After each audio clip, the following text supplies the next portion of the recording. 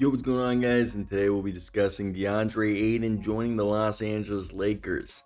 Yep, this means as of right now, the starting lineup for the Los Angeles Lakers: Luka Doncic, Austin Reeves, LeBron James, Rui Hachimura, Deandre Ayton, with off the bench looking like it could be a combination of Jake LaRavia, Dalton Connect, Gabe Vincent, probably Jared Vanderbilt, and a little bit of Jordan Goodwin and Adu Thiero, maybe Bronny James sprinkled in there. And this is huge.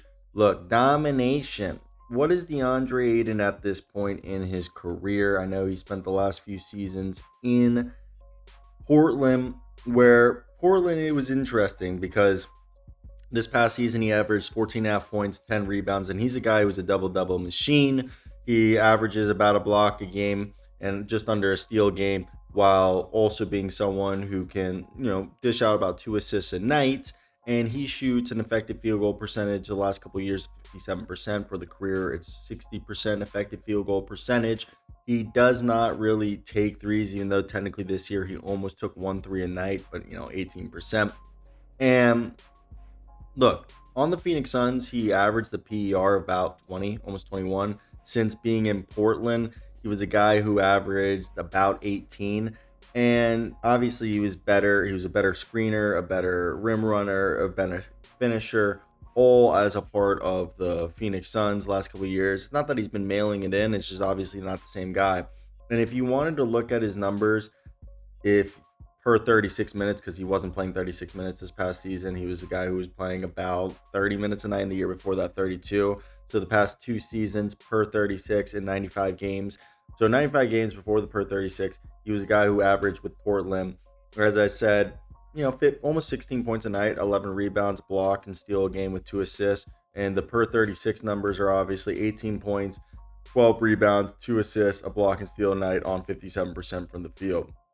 DeAndre Ayton was marketed as a mini, coming out of the draft as a mini Joel Embiid. Obviously, that didn't happen, but he's still an athletic center who has all the tools that you like to see from a 7 footer, who has like a 7'2", 7'3" wingspan on a 250 frame. Like, it's the prototypical size and length. He'll be a lob threat for Luka Doncic. He does have this like weird hook shot and like baby mid range that like it's And the big problem with this is he's not always invested, or like the motor isn't always there. But when he does run through it, he's got sometimes soft touch around the basket. He's improved when he's locked in. He can be an all right defender. And for a Lakers squad that this past season, offensive rebounds, they were the fourth worst offensive rebounding team in the league, 10th worst defensive rebound, and fifth worst total rebounding team. They were eighth in blocks, eighth in steals. And I've always said this: first off, being able to rebound physically imposes your will against your opponent. It gives your team a boost in morale and just diminishes your opponent's morale and allows you just to be like, we're bigger than you, we're stronger, we're going to get to every board on either side. It starts, your fast break allows you to have a better transition offense, as well as it gives you second chance opportunities either through putbacks or to be able to kick it out to an open 3-point shooter. Opens up the floor for guys like Luka and LeBron and Austin Reeves to attack downhill. And opponents were able to feast on them in that point. And the other thing is that opponents, their 2-point percentage was, they were ranked 13th. And another thing is they were, in their attempts on 2-point attempts, they were actually the 7th worst team in the league in terms of 2-point attempts. So to me, that's something else. Even though they had the 5th best 2-point percentage, they weren't effective at that. And the other thing is we've seen the top teams this past year.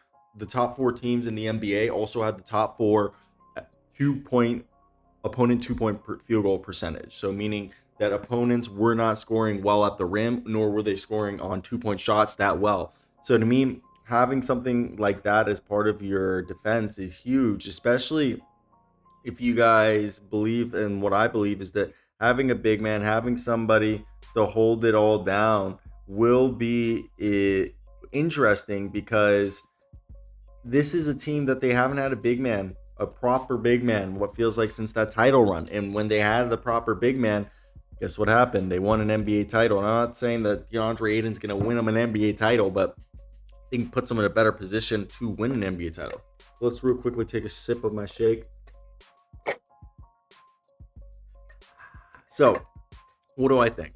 I think this is the type of stuff that if you're a fan of the Lakers, it's not like DeAndre Ayton's going to come here and fix it. I mean, if you can bring in Jackson Hayes too and have DeAndre Ayton and Jackson Hayes as your two big men, then Jared Vanderbilt and either Christian Colocu or Trey Jemison as like your reserve guy, and you still have Gabe Vincent to maybe flip, and Maxi Kleba.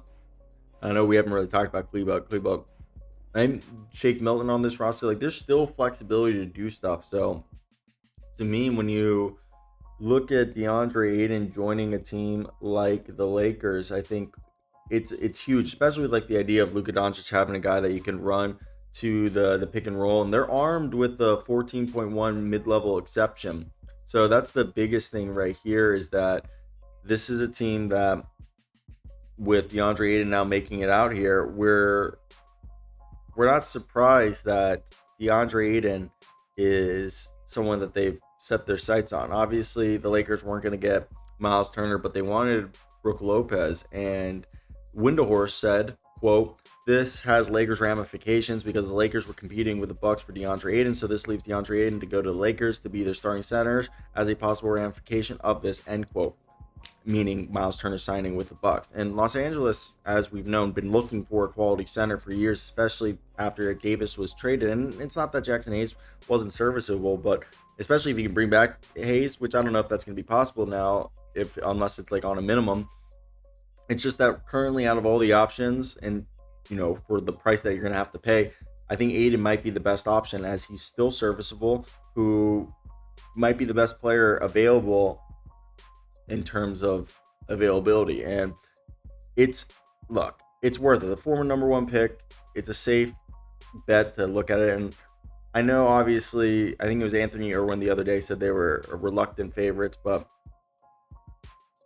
I think having a guy like this will allow the Lakers. Also, the Lakers were looking at Nick Richards, and I think if you can bring in, yes, he hasn't lived up to the number one pick talent, but he is supremely talented still. He has all the potential in the world to be somebody who can improve and, surprise people with what he's capable of.